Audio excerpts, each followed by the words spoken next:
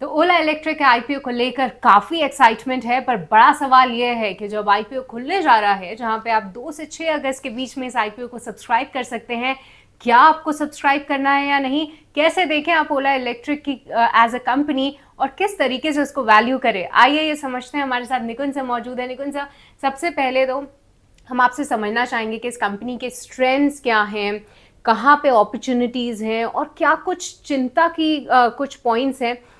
एक एक करके आपसे इन सभी मुद्दों पे चर्चा करना चाहेंगे। पर सबसे पहले, क्योंकि ओला इलेक्ट्रिक एज एन आईपीओ कई समय बाद एक टू व्हीलर आईपीओ आ रहा है, इलेक्ट्रिक व्हीकल आईपीओ है, आप कैसे देख रहे हैं इसे?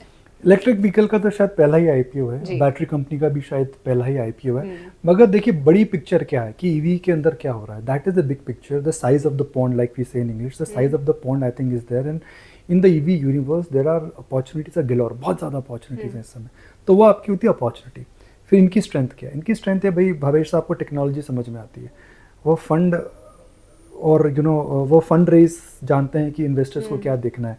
और तीसरा, एक कंपनी ऐसे एरिया में है जहाँ पर उन्होंने जो अभी करा है, हम डिबेट कर सकते हैं कि स्पीड ज़्यादा है या ओला की सक्सेस ज़्यादा है, मगर उन्होंने 3 साल में एक टू व्हीलर को खड़ा कर दिया। मोटरसाइकिल खड़ी हो रही है और गाड़ी का बिजनेस रफ्तार पड़ा और बैटरी का रोल आउट चालू हो चुका है। तो वो उनकी वो स्ट्रेंथ है कि वो रोल आउट फटाफट करते हैं। टेक्नोलॉजी चेंज होने से पहले वो आगे खड़े हो जाते हैं, वो रहते हैं, उनको समझ में आता है कि टेक्नोलॉजी कहाँ पर चल रही है। तो वो उनके अंदर एक बहुत अच्छी कैपेबिलिटी है कि बड़ा सोचते हैं, फ्यूचर सोचते हैं, future ready technology dominated business में जा रहे हैं। जैसे कहते हैं ना, this is a tech company. अब इसको टू व्हीलर बोल रहे हैं, मैं तो टेक कंपनी बोलूंगा इसको, इंजीनियरिंग टेक इसको बोल सकते हैं, बिकॉज बिजनेसेस वही है, क्योंकि सब ऑटोमेशन ये सब पे तो ये फ्यूचर टेक कंपनी है जो एनर्जी ऑटोमेशन में है। अब आप इसकी वैल्यूएशन कैसे लगाएंगे? देखिए सृष्टि, जो कंपनियां जब चालू होती है ना, ये एक सीड कैपिटल से चालू होती है, फिर इनमें इन्वेस्टमेंट फेज आता है, फिर इनके अंदर ग्लोबल इन्वेस्टर्स आते हैं और फिर ये प्रोडक्ट रोल आउट करते हैं, जो कि प्रॉफिटेबल होने में समय लगता है। तो ओला की भी वही जर्नी रहेगी। हालांकि इनके मार्केट्स अच्छे हो रहे हैं क्वार्टर बाय क्वार्टर, मगर अभी जो इन्होंने जो इन्वेस्ट करा है टू व्हीलर में, बैटरी में, मुझे लगता है कि वो एक पौधा लगाया है, उसमें फल अभी तोड़ने में समय लगेगा। क्या यह कंपनी एक आम का पेड़ जैसे है कि अब सब्र रखेंगे तो दे सकती है? जी हाँ, दे सकती है। उसके अंदर रिस्क क्या है कि कोई ग्लोबल डिस्ट्रप्शन, जिसे हम कहते हैं धुआं या आंधी या ज़्यादा बारिश नहीं आने, जिसे हम डिस्ट्रप्शन कहते हैं, ये तो कंपनी निकल जाएगी।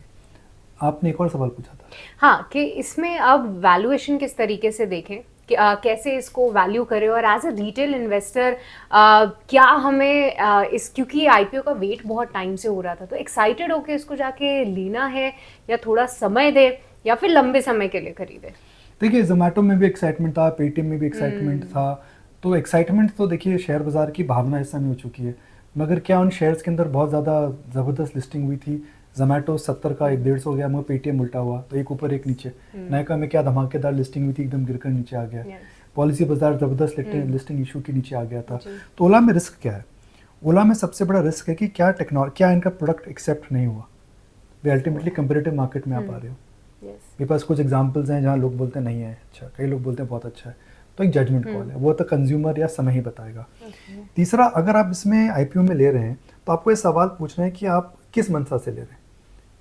3 दिन के लिए तो फिर आप टेक्निकल फैक्टर खेल रहे हैं कि इशू छोटा है, पैसा ज़्यादा है, आप आईपीओ पॉप में डे 1 के अंदर तिलक निकाल करके लगलना चाहते हैं जजमान का, है ना। फिर आप कहते हैं जी मैं 3 महीने के लिए ले रहा हूँ, 3 महीने के अंदर ऐसा कुछ इसमें परिवर्तन नहीं आने वाला है कि मार्केट इसको सडनली डिस्काउंट करने लगेगा। यह स्टोरी अभी बिलीवर्स के लिए है, यह स्टोरी अभी बिलीवर्स के लिए है। तो बिलीवर और भरोसा जिन पे है कि भाई ये कर सकते हैं और हमें भरोसा है और ये ठीक ठाक बनाएंगे, तो आने वाले 3 से 5 साल में कंपनी, अगर इनका दाव सही बैठ गया, बिकॉज देखिए टेक्नोलॉजी में रिस्क होता है, तो ये बहुत बड़ी हो सकती है, बिकॉज ग्लोबली हमने एग्जाम्पल्स देखे। तो मुझे लगता है कि आप अगर उस भावना से लेते हैं, अगर आप मंशा से लेते हैं कि भाई 3 से 5 महीने का मेरे में पेशेंस है, ईवी में राइट जगह पर है, यंग मैनेजमेंट है, गलतियां करेगा, सीखेगा, मगर वह गलत कम करेंगे, सही ज़्यादा करेंगे, वैल्यू क्रिएट करेंगे, तो मुझे लगता है कि यह स्टॉक को रखना चाहिए। मगर आप 3 दिन और 3 महीने के लिए ले रहे हैं तो शायद Ola is not the best idea. Alright, बहुत बहुत शुक्रिया निकुंज सर बताने के लिए और हमारे सभी दर्शकों को गाइड करने के लिए कि क्या करे ओला इलेक्ट्रिक आईपीओ के चलते।